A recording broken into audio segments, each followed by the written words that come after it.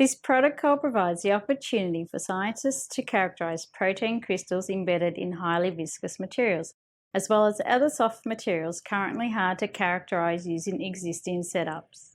Using this method, the samples are prepared in glass syringes, mounted directly onto the injector, making the injector system easy to use and minimizing sample waste.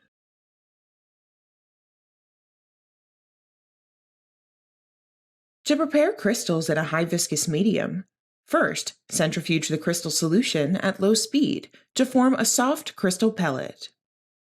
After removing the excess medium, fasten a coupler to the end of one 100 microliter glass syringe and load 28 microliters of the crystal solution into the syringe barrel.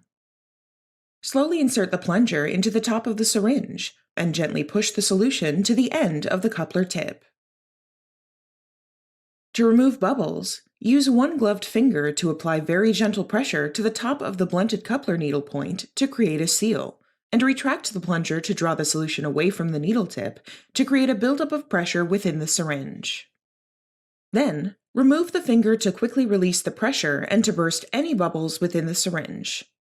Alternatively, hold the syringe in one hand with the needle facing upwards and the plunger wedged between two fingers, and quickly rotate the arm holding the syringe in one direction 2 to 3 times.